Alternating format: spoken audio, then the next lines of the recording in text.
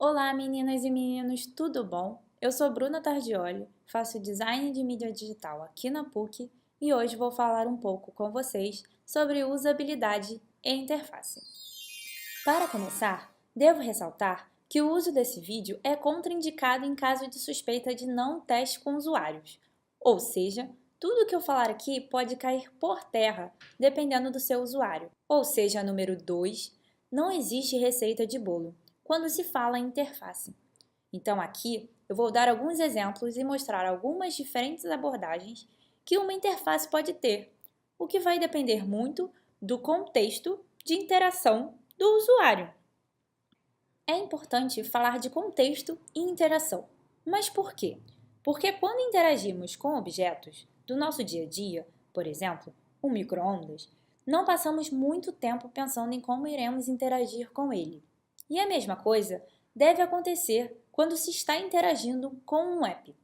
Você está focado no seu objetivo, que no micro-ondas, por exemplo, é esquentar sua comida. Você não pensa em todas as mínimas coisas e ações que você deve fazer para realizá-lo. Pensar nisso é entender que o micro-ondas, como sistema, por exemplo, é intuitivo, nos deixando focar apenas no nosso objetivo. Um app deve ser assim. Ele não pode nos distrair de fazer o que queríamos fazer quando baixamos ele. Isso pode frustrar o usuário e justamente fazer com que ele apague seu singelo aplicativo do seu celular. E quando eu falo em interface intuitiva, não é apenas sobre como um app é visualmente, mas também como ele se comporta, como que é a qualidade dessa interação. E é aqui que eu entro com algumas coisas que designers geralmente consideram quando estão fazendo uma interface. Primeiro, feedback tranquilizador. O que é isso? É aquele simples feedback para que você saiba que sua interação gerou algum resultado. Esse feedback pode se dar de diversas formas, e por mais que estejamos cada vez mais acostumados a mexer com celulares, ele sempre se mostra necessário. Um dos maiores exemplos desse feedback é o teclado. Sim, o teclado, do PC mesmo, essa coisa antiga. Ele te dá alguns feedbacks. Quando a letra aparece na tela, isso é um feedback. A força que você precisa para pressionar o botão físico, isso é outro feedback. O som das teclas, isso é outro feedback. Tudo isso faz com que digitar se torne algo bem mais natural e tira a necessidade de se olhar a todo momento para o teclado. Segundo, navegabilidade. O seu usuário precisa saber onde está no fluxo de telas. E seu usuário precisa saber para onde ir ou para onde voltar. E quando você quebra esse fluxo, você frustra o usuário. É aquela velha história do botão vermelho.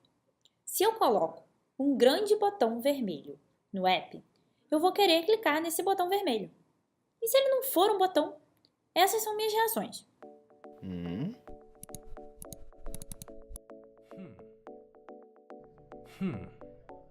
Hmm? Sim, seu usuário não curtiu. Terceiro, consistência. Você consegue perceber que todos os meus pontos importantes aparecem escritos assim? Com o tempo, você consegue entender que todos eles significam um assunto novo. Então, um comando num app deve ter o mesmo efeito em qualquer parte dele. Imagina se colocássemos todos os botões de próximo na direita e, de repente, esse botão faz com que você volte para a tela anterior. O usuário provavelmente vai achar que é bug, e talvez realmente seja, mas talvez seja apenas um bug de design, que é um bug sério como qualquer outro.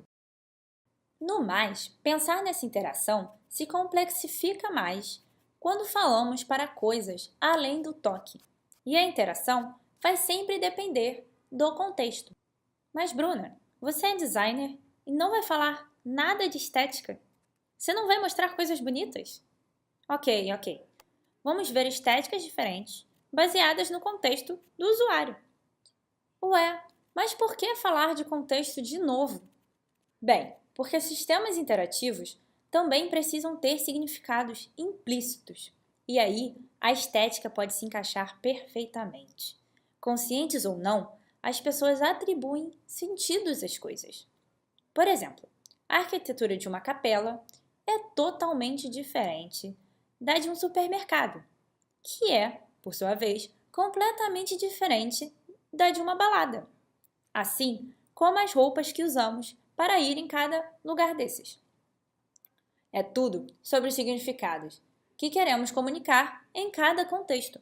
E a mesma coisa acontece com apps mobile. De cara, uma grande diferença é a interface de jogos para interfaces de apps. Jogos abrem espaço para o lúdico, então uma interface de game geralmente explora backgrounds ilustrados. Para isso, seus botões geralmente têm que se destacar mais e adquirir maior tridimensionalidade. Muitas vezes, temos muitas interações e vale a pena pensar em contextos mais específicos ainda. Podemos pensar em esconder funcionalidades e fazer com que elas só apareçam quando o usuário precise. Às vezes, a gamificação ou lúdico nos permite botões que não parecem botões ou interações não usuais com a tela. Com isso, então, vemos que sempre quando estivermos falando sobre interfaces, o contexto de uso é muito importante. Aconselho vocês a sempre buscarem referências de similares e análogos quando estiverem desenvolvendo. Então é isso, galera! Esses foram os primeiros passos para falar sobre interfaces. Espero que vocês tenham gostado. Até a próxima!